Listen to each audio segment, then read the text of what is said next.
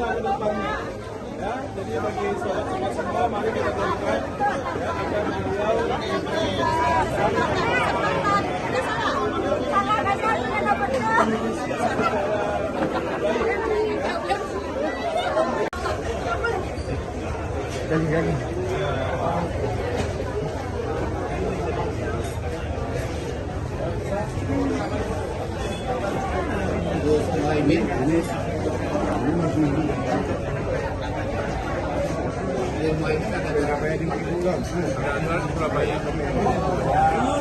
Surabaya.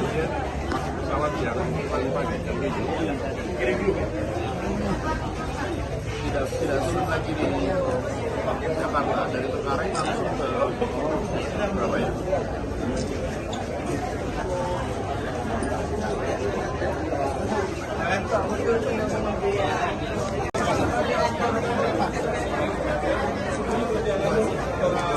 Melelahkan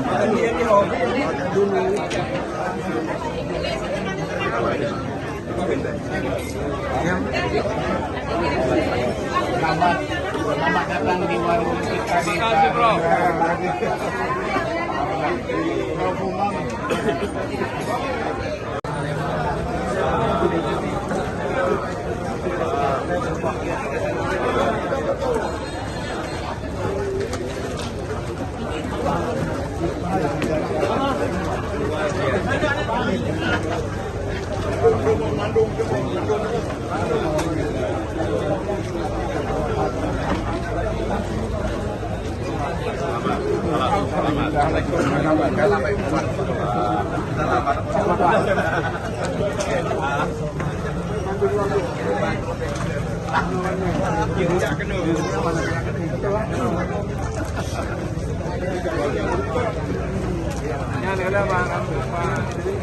Dan saya ingin sampaikan secara khusus terima kasih ibu-ibu yang sudah berjuang luar biasa dalam perjuangan ini. Selain bapak-bapak tentu ibu-ibu, dan selalu di balik perjuangan itu ada keluarga yang menjadi pendorong.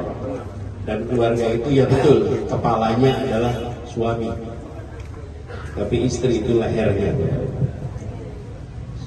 Kepala itu mau nengok kanan kiri tergantung leher.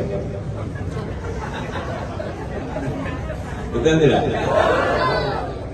Bisa nengok tanpa leher. Jadi kanan kiri itu ngasih perintah sebetulnya leher. Istri kita di leher kita. Yang menentukan kanan kirinya ini. Terima kasih semuanya. Saya akhiri dan kita nanti bisa ngobrol lebih jauh. Assalamualaikum warahmatullahi wabarakatuh. Rasakan itu di seluruh tempat. Di seluruh tempat. Bila jis ditonton oleh semua mata. Semua mata. Bagi saya merasakan sekeliling. Dimanapun kami datang, tidak ada jabat tangan basa-basi. Tidak ada pelukan basa-basi. Yang ada adalah jabat tangan dengan sepenuh hati. Pelukan dengan sepenuh hati. Titipan harapan dengan sepenuh hati. Dan itulah yang membuat saya melewati perjalanan ini makin yakin bahwa gerakan perubahan kita insya Allah akan makin besar kemudian. Bagian kita sekarang menjaga. Masuk di Aceh. Di Aceh ini luar biasa. Yang masih tercatat hampir 75%. Yang mendukung bukan? Yang tercatat. Yang sisanya kita belum tahu dulu apa. Tapi kami yakin 75% ini akan terus mengawal bila apa yang kita kerjakan ke depan masih konsisten dalam jalur perjuangan. Bila tidak akan repot. Nah, kami juga merasa khusus harus kembali ke Aceh. Jangan sampai rakyat Aceh ini terus-menerus didatangi ketika dibutuhkan, tapi dilupakan ketika proses selesai. Jangan sampai pada saat Aceh dibutuhkan minyaknya, semua datang ke sini. Pada saat Aceh dibutuhkan gasnya, semua datang ke sini. Pada saat minyaknya habis, gasnya habis, Aceh dilupakan. Tidak boleh begitu, kita tidak. Jangan sampai peristiwa-peristiwa yang sudah terjadi kemarin itu berulang ke depan. Sekarang sudah harus dibangun. Harus dibangun. Oleh siapa? Oleh kita semua. Oleh kita semua. Tapi dengan cara begitu saya berharap masyarakat Aceh percayalah, apapun langkah yang dikerjakan ke depan adalah langkah untuk melakukan perubahan demi keadilan di Indonesia. Dan kami datang sebenarnya berempat, mas saya Gus Imin, kemudian istri saya Ferry dan Urus Diri, berempat kami datang lengkap. Ini pertama kali ada mantan calon pergi mendatangi tempat yang sama di saat sudah tidak ada kampanye. Tapi kami ingin kirim pesan pada Aceh, kami tidak lupa. Dan saya tadi bilang, saya bukan pergi ke Aceh, saya kembali ke Aceh. Saya kembali. Ini adalah tanah kita, tanah modal, dan insya Allah kita ke depan bisa berjuang sama-sama. Mungkin ini dan pergerakan di berbagai kota itu dilandasi, bahkan kalau boleh dibilang didorong menggunakan bahan bakar keikhlasan. Bahan bakar itu keikhlasan. Karena itu menyalanya luar biasa. Kalau lihat fenomena di JIS tidak? Waktu rapat akbar itu begitu banyak datang dari mana-mana. Datang dari mana-mana nih acara JIS. Biaya sendiri bukan? Masuknya susah, keluarnya susah, betul-betul penuh. Selesai acara, panitia menerima banyak orang menyerahkan HP hilang. Apa ini? HP ditemukan diserahkan ke panitia. Fenomena apa ini? Kita pakai sandal bagus pergi ke acara, pulang hilang sandalnya. Betul ya? Ini ada HP tercecer dan yang menemukan tidak mengambil tapi mencari panitia mengembalikan. Artinya apa? Yang berkumpul di situ adalah orang-orang ikhlas yang tidak ingin dicederai dengan sesuatu. Kita sering mengatakan bangsa Indonesia ini banyak masalah kejujuran, banyak masalah ketidakamaнаhan. Kita membuktikan di sana. Begitu banyak berkumpul yang kita tidak saling kenal, dan apa yang terjadi? Semuanya amanah. Kampung di sekitar sana sebelumnya tahu akan dipakai stadion, jadi mereka buka lapak parkir untuk orang parkir. 2 hari sebelumnya diberitahu ini dipakainya bukan buat pertandingan, stadion dipakai untuk kampanye. Dipakai kampanye. Kalau dipakai kampanye, kalau begitu tidak ada lagi bayar parkir, semuanya gratis dan diatur mereka sebagai tuan rumah di tempat itu. Ratusan ribu datang sehari 2 hari sebelumnya. Mereka singgah di musola dan masjid di sekitar sana. Apa yang terjadi? Disambut seperti tamu kampung itu. Disilahkan mandi di rumahnya, ganti di rumahnya, tinggal di rumahnya. Mereka berdatang dari seluruh Indonesia. Dan di malam hari hujan deras. Hujan deras, apa yang terjadi ketika hujan deras? Rumah-rumah dibuka untuk mereka yang pengunjung masuk ke dalam rumah dan berteduh, bermalam di rumah warga di seluruh wilayah sekitar di sini. Kenal tidak? Tahu tidak? Saya mengatakan inilah contoh. Bila sebuah pergerakan itu dibangun dengan keikhlasan, dia punya frekuensi yang sama. Semuanya kemudian terpanggil. Biiznillah perjuangan ini kita teruskan lagi ke depan. Yang lebih luas, yang lebih besar. Dalam perjalanan kami sudah tuntas satu fase, kami akan teruskan. Tapi ada satu hal yang ingin saya sampaikan di sini. Perjuangan tentang keadilan, kesetaraan, itu bukan perjuangan yang kami kerjakan karena ada pilpres. Tidak ada hubungan. 12 tahun yang lalu, 14 tahun yang lalu sekarang ini, tahun 2010, kami memulai sebuah program namanya Indonesia Mengajar, mengirimkan putra-putri terbaik, sarjana-sarjana terbaik ke tempat-tempat yang sarjana tidak mau jadi guru, mencari sarjana terbaik untuk jadi tempat jadi guru pelosok tanah air. Kenapa? Karena kami melihat ketimpangan di Indonesia tidak bisa diselesaikan tanpa meningkatkan keterdidikan masyarakat. Keterdidikan ini kunci. Nah, problemnya Indonesia ini luas. Yang berprestasi maunya di kota. Betul ya? Yang berprestasi tinggi tidak mau berada di pelosok. Yang gagal dapat di kota baru ditugaskan di pelosok. Jumlahnya pun kurang.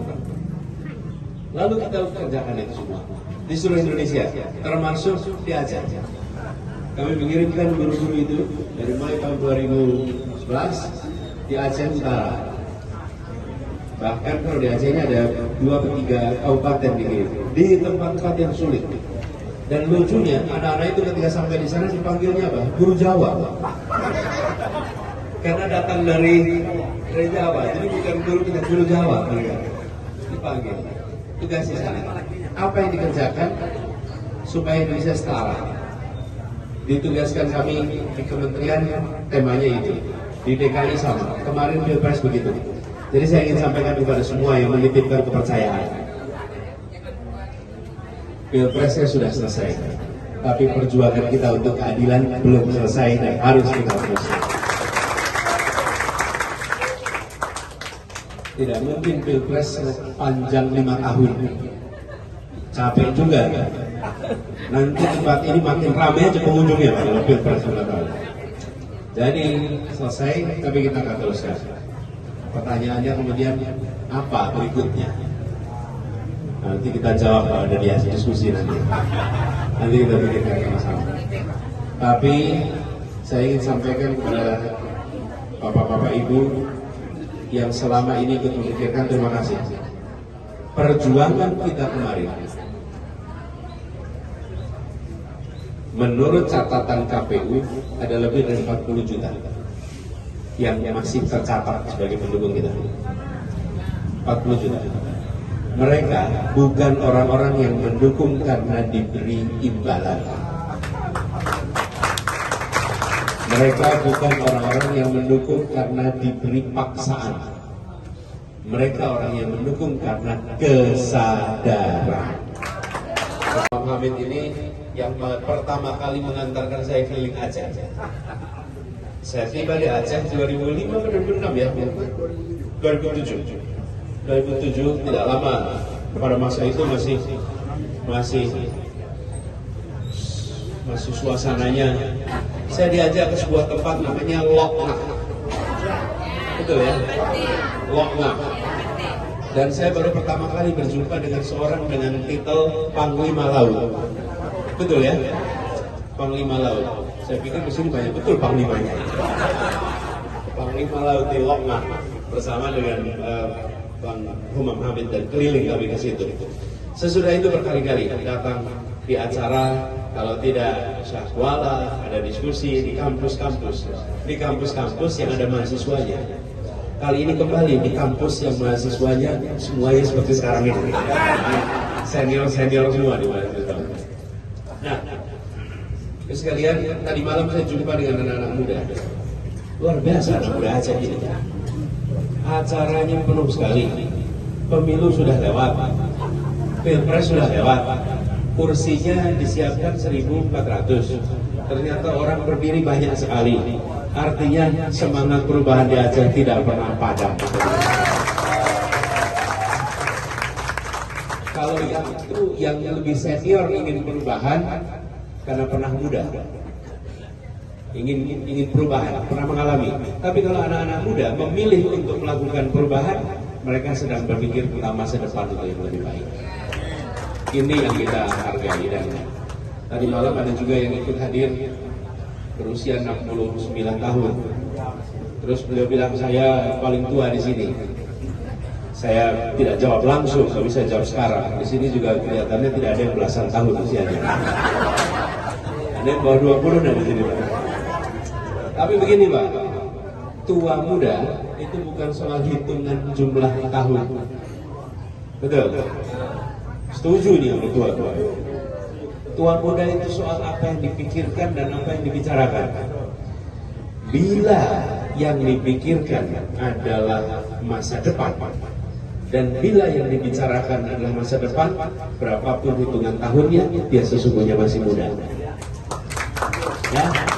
Tapi kalau yang dibicarakan adalah masa lalu, walaupun hitungan tahunnya kecil, dia sudah tua. Nanti perhatikan kalau ada ceramah. Kalau penceramah mulai dengan kalimat begini, dulu, ini tua ini. Ini orang tua ini. Jadi bagi yang sering mubalik ini sering khotbah, hati-hati pakai kata dulu, Pak. Dulu saya begini, ini tanda-tanda sudah tua. Pidato-pidato harus mulai dengan besok mau apa, besok mau apa, besok mau apa. Insya Allah yang di sini awet muda terus. Baru kali ini Hakim MK mengatakan bahwa apa yang digugat adalah faktual. Baru kali ini 3 hakim menyatakan dissenting opinion, artinya tergugat tidak setuju. Kalau yang kesepakatan hakim, semua yang ditolak diiringi dengan rekomendasi untuk perbaikan. Diakui ada masalah, tapi tidak cukup bukti secara hukum. Apa artinya? Artinya kemarin ada hal-hal yang senyatanya terjadi yang tidak seharusnya. Di Aceh mengalami juga tidak? Ada sedikit. Di sini yang jaga luar biasa. Tetapi putusan selesai, putusan keluar, saya sampaikan kepada semua. Kita harus menghormati proses konstitusional. Perasaan kita mungkin tidak nyaman. Betul tidak? Kita tidak suka dengan keputusannya, kita tidak setuju dengan keputusannya, tetapi kita tunjukkan bahwa kita adalah demokrat sejati, orang-orang yang bisa menghargai prosesnya. Begitu putusan dikeluarkan, hormati. Ini bukan soal perasaan, ini soal bernegara. Dan kita ingin menunjukkan pada semua, kita bernegara dengan benar. Bila kita bernegara dengan benar hari ini, insya Allah ketika nanti dapat kewenangan, kita akan bernegara juga dengan benar. Kalau tidak dapat kesempatan lalu merusak, nanti ketika dapat kesempatan dia juga akan merusak. Betul tidak? Karena tidak tahu batas.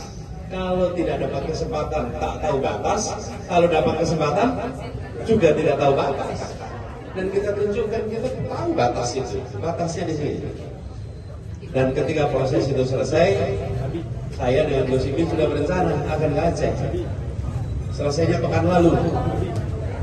Tapi Gus Imin ada acara yang tidak bisa ditunda Jumat lalu. Jadi kita putuskan datangnya hari Jumat kemarin. Itulah ceritanya mengapa kita kembali ke Aceh hari Jumat kemarin.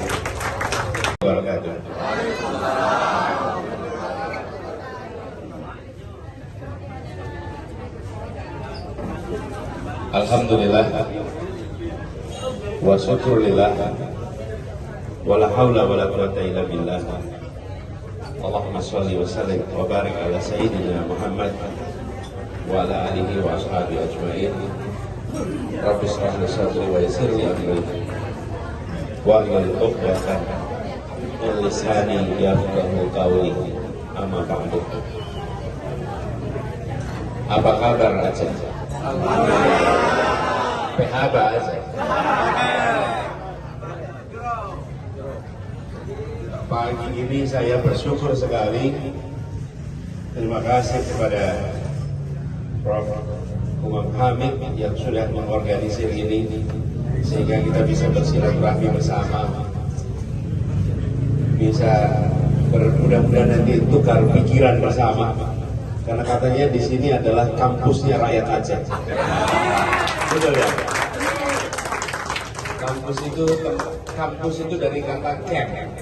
Camp itu tempat orang seperti kalau itu camping. Camp untuk bertukar pikiran, bertukar gagasan. Bahkan dari cerita ada radio bergigi. Saya baru dengar di Aceh itu radio bergigi. Anak sekarang dikasih tahu radio belum tahu Pak apa itu radio ini. Nah, kami kembali ke Aceh seperti Bapak Ibu sudah tahu, kami kembali ke Aceh karena kami ingin menyampaikan terima kasih Aceh telah mengirimkan pesan perubahan luar biasa.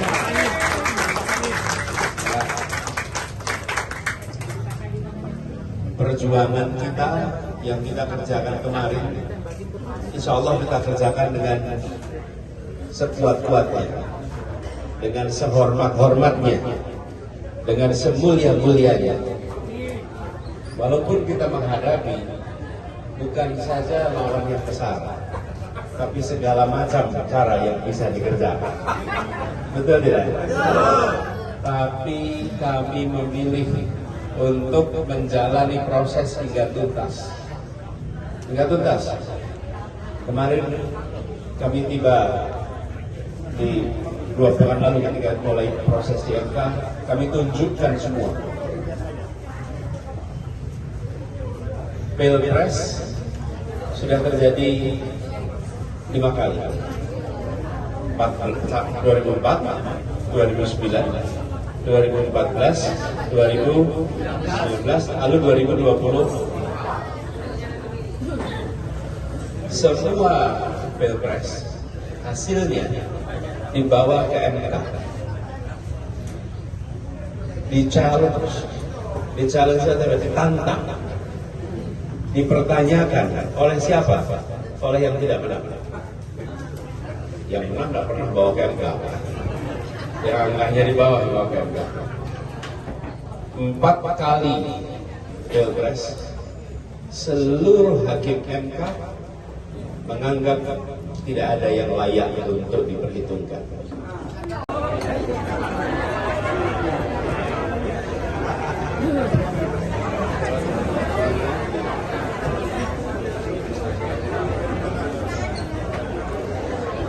Kalau berdiri depan sini namanya apa itu? Monopoli pandangan. Jangan ada, boleh maju, silakan kaki aja.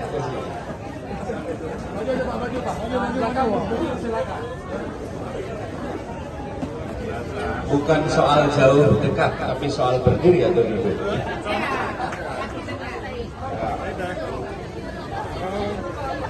Ibu-ibu juga, ibu-ibu duduk juga, ibu-ibu. Udah jalan-jalan oleh Karim lampu.